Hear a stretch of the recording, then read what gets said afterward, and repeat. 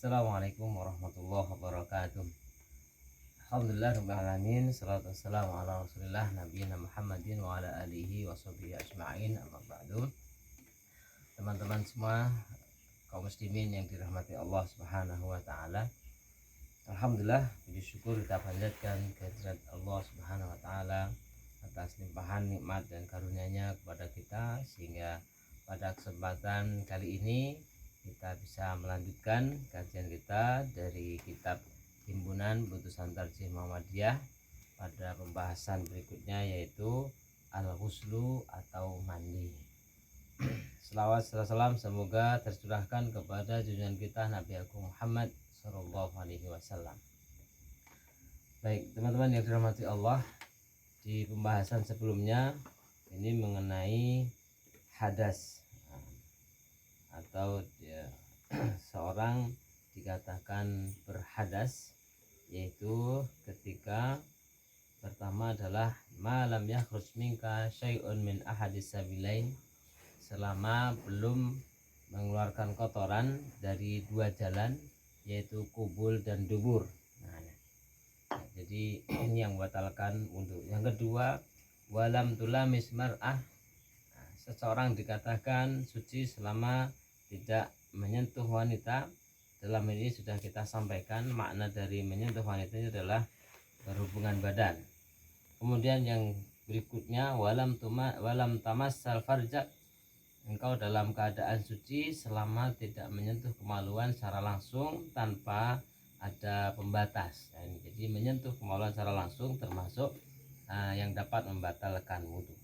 Yang terakhir, engkau dalam keadaan suci selama walam tanam mutajian au nauman sakilan, selama tidak tidur dengan terlentang, yaitu tidur yang nyenyak.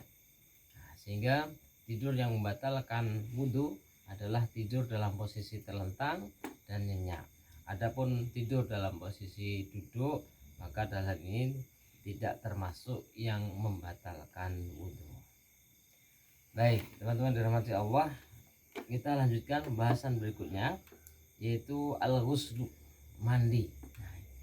Mandi ini adalah aktivitas yang sudah sering kita lakukan, termasuk upaya untuk menjaga kebersihan dan juga menjaga kesehatan, sehingga dengan mandi tubuh seorang akan lebih segar.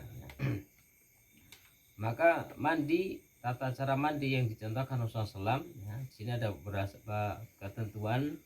Yang pertama adalah idza aznabta bihurujil mani awil tiqa'il khitanain au aradtal hudural jum'ah au naqaita minal haid awin nifas. Ini ada beberapa keadaan yang menjadikan seseorang atau mengharuskan seseorang untuk mandi karena dia berhadas besar, maka dalam ini hukumnya wajib. Jadi ada mandi yang wajib, ada mandi yang sunnah.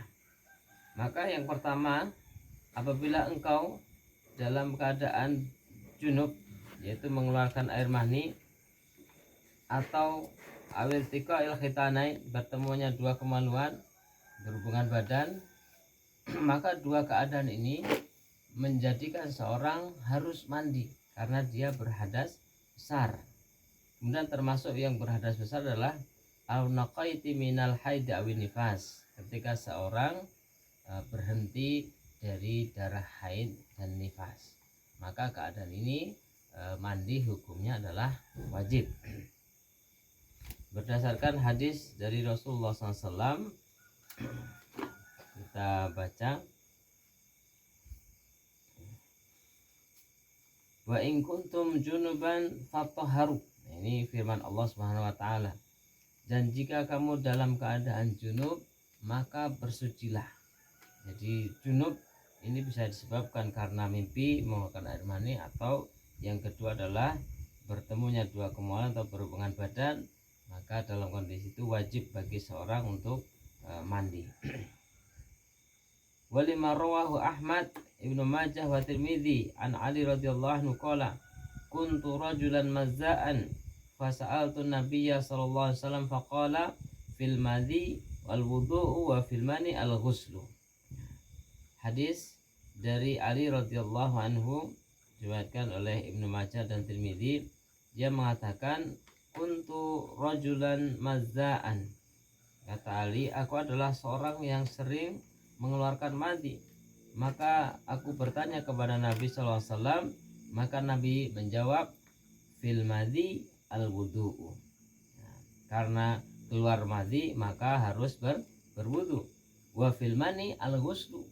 Dan ketika mengeluarkan air mani maka wajib mandi. Nah, jadi ini kalau madhi ini mengharuskan seorang berwudu seperti halnya seorang buang air kecil. Adapun keluar air mani maka mengharuskan seorang untuk mandi.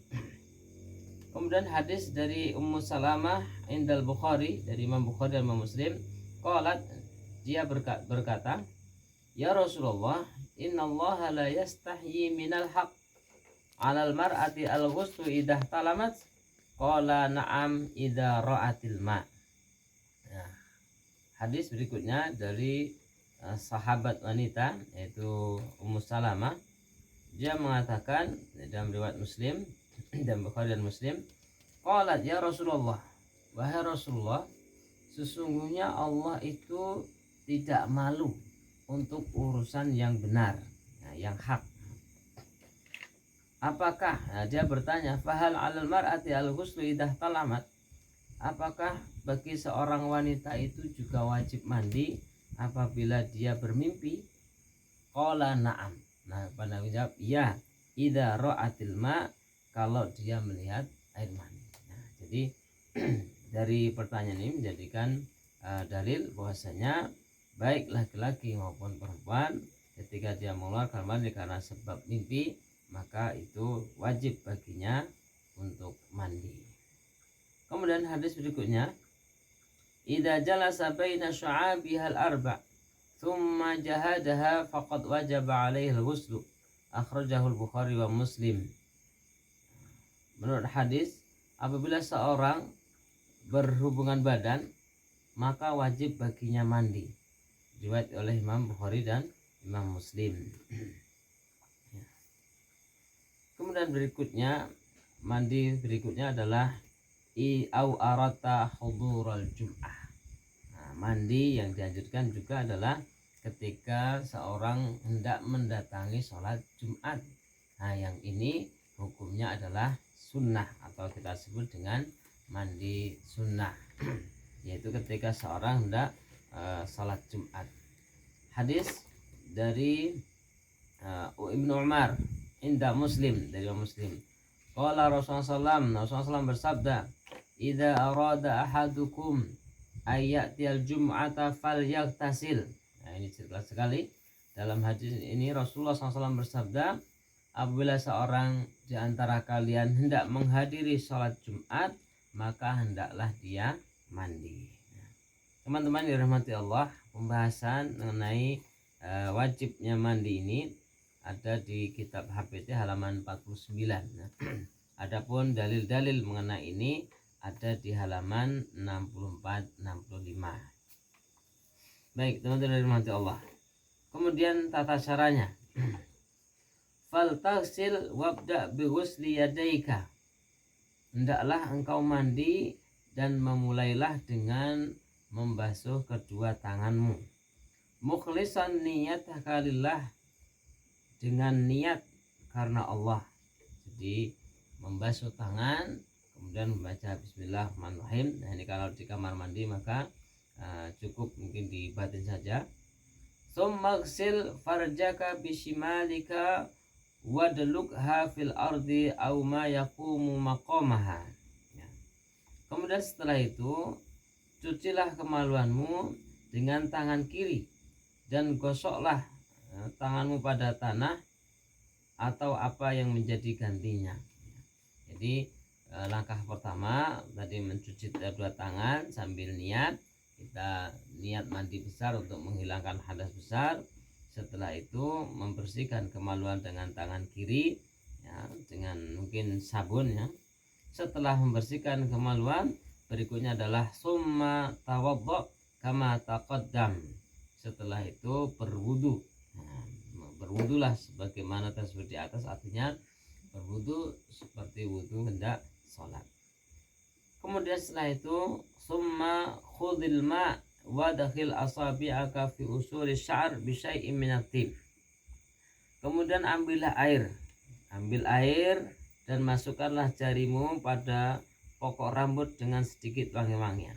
Jadi diambil kemudian digosokkan di kulit kepala, ya, di rambut dengan memakai wangi-wangian. Summa naqdihi, sesudah dilepaskan rambutnya, artinya kalau bagi wanita berarti tali rambutnya dilepas dulu kemudian digosok-gosok, ya.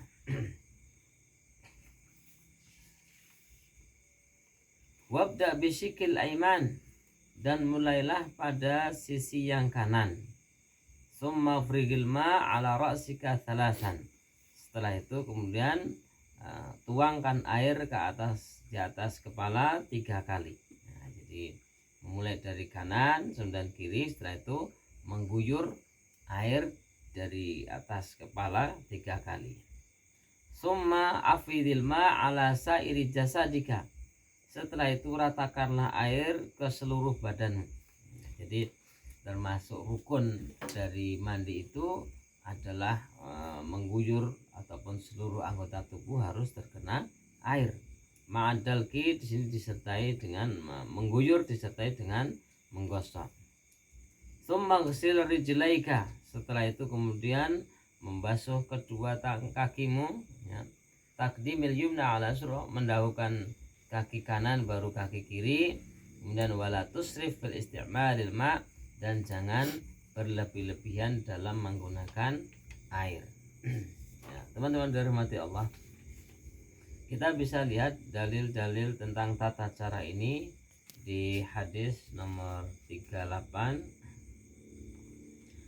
Di hadis Aisyah anna Nabi sallallahu alaihi wasallam kana idza ghasala minal janabah yabda fayaghsilu yadayhi thumma yufrihu biyaminihi ala shimalihi falyaghsilu farjahu thumma yatawaddau wudu'u lis-salah thumma ya'khudul ma' wa yudkhilu asabi'ahu fi usuli sya'r hatta idza ra'a an qad istabra'a hafana ala ra'si thalatha hathayatin thumma afadha ala sa'iri jasadihi thumma ghasala rijlaihi. Akhrajahul Bukhari wa Muslim. Ya, ini hadis tentang tata cara mandi Nabi.